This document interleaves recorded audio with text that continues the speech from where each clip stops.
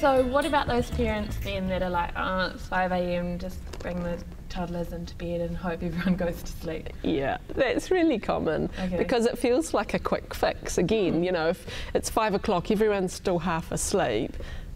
Most people actually won't go back to bed. You know, they won't be able to go back to sleep once they've got a kicking 3-year-old in their bed, even if it is 5 and you'd still really like to be asleep. Yeah. So I would just suggest that parents remain consistent with the you will sleep in your own bed all night until morning. Okay. If the child turns up at 5 o'clock wanting a cuddle, take them back to their bed. You know, and if they're calling out, go in and do whatever sleep training you've decided you can be consistent with, and do that at 5 o'clock. And if your child's really been a long-term early waker, it might take a couple of weeks of sleep training to really fix that 5 a.m. It's really, you need to be super consistent with it and keep working on it until they've learned that you go back to sleep at that time of the morning. And it's worth it. It's worth it. Absolutely. You know, it's an extra hour and a half or 2 hours sleep for mum and dad makes a world of difference to how human you feel the next morning. What about introducing something like a clock? Could you do that at an early age with toddlers? Absolutely, yeah. The kind of sleep trainer clocks that are now available are really, really effective from about age 2. So they work on the basis of some sort of visual change happens to the clock to say when the child's allowed out of bed. Okay. So one of our really popular ones, the clock faces blue with stars through the night, and then at the time that mum and dad set it to be morning, it does a little sunrise and then it has a yellow sun face.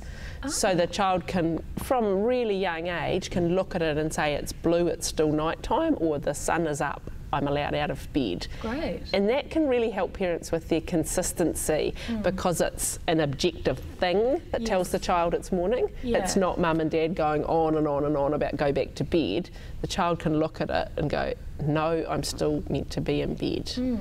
And that will work with children pretty much from 2 right through, even with my 8-year-old who has always been fond of getting up earlier than I would like. He can still look at his clock and say, it's, you know, it's still 6:30, I need to be quiet. Even if he'll get up and, you know, read a book or watch some telly, he knows he has to be quiet and not wake up the rest of the house. That's really good. It's very effective. Yeah, often parents will notice a remarkable difference in just a couple of days because they're no longer having to be the one saying it. Yeah, okay. So what about toddlers that have given up their day sleeps and they just won't sleep during the day or go to bed? I think the key thing with day sleeps for parents is that you can't actually make a toddler sleep.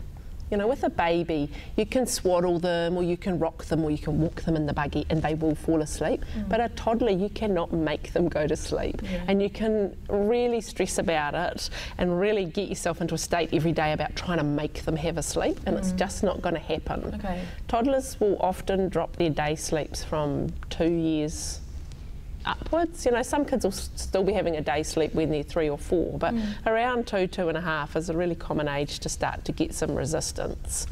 The things that I'd suggest would be stick in a routine of a time where you expect your child to have a rest. They might not sleep, sometimes they will, sometimes they won't, and then eventually they will not sleep at all. But if you stick to a routine where they know it's rest time, that at least gives you both a break, which is, I think, the main reasons why mums get themselves into a state about day sleeps is because they really crave that little break from their toddler during the day.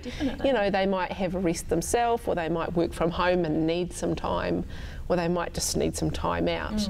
So if you stick to, you know, around 12 o'clock, you know, have an early lunch, and then at around 12, you know, your child goes into their room and has a lie down and reads some books or listens to a CD. You might, if you have a sleep trainer clock, you could set it so you're having your rest time until, you know, the sun comes up, or however it works, or set a timer so when the timer goes off you're allowed to hop up from your rest.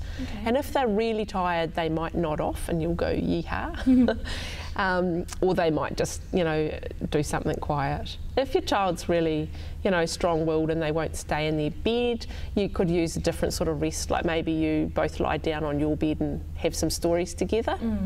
would be nice. Or, you know, one of my favourites as my kids got older was to just let them lie down on the sofa and watch a DVD. Yeah. It's not as good as a sleep, but it still serves the purpose of them having some quiet time. It gives you a break, you know, and everybody can get through the afternoon without going crazy. Yeah.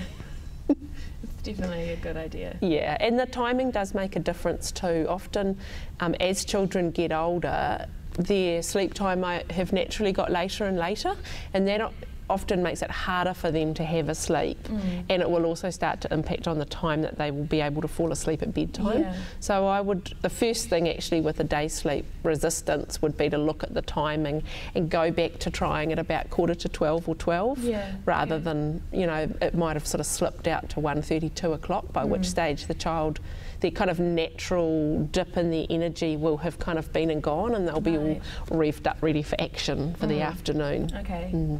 So, Louise, are there any health issues that can cause sleep problems with toddlers? One thing that parents should be aware of is sleep apnea, which is when the child sort of has these temporary stoppages in their breathing through the night. And a child with sleep apnea might appear to be asleep all night, but they'll be really, really tired all day. They might be falling asleep, you know, at unexpected times. They might be cranky, and the parents can't quite put their finger on why this is. So signs that your child might have a sleep apnea problem would be if they always breathe through their mouth. You know, day and night they're mouth breathers rather than nose breathers.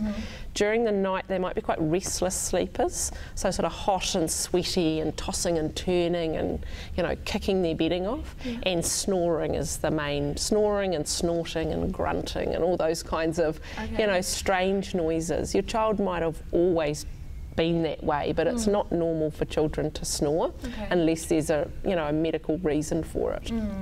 So that would be good things for parents to be on the lookout for. And sleep apnea is almost always caused by tonsils and adenoid issues. And so if those, you know, a GP would be able to pick that up quickly. So if you're worried about your child's sleep, you know, it would be a good idea to go for a thorough checkup just to rule that out. Yes, and a child with you know, if it's impacting on their sleep and impacting on their behaviour during the day, you'd like to think that the doctor would get that sorted for them. Ideally. Yeah, and you know, other common things that affect sleep with toddlers is worms is another one, which for a child that's always been a good sleeper, you know, then out of the blue will start waking in the night and will be irritated and will not be able to explain what it is. Then worms could be the cause, and parents need to go with a torch and look for the worms, which is not pleasant, but it's easily identified and it's easily treated with a over-the-counter medication. And get it sorted. Okay, good to remember. For a bit of fun. Yeah. Well, thank you so much for being here with us today, Louise. I've learned a lot, so thank you. You're welcome. So for more parenting advice and tips, you can join us here at theparentingplace.com. And for more of Louise, we have lots of articles on our website, www.thesleepstore.co.nz, and people can also visit our sleep forum, which is facebook.com/sleepstore. Thank you.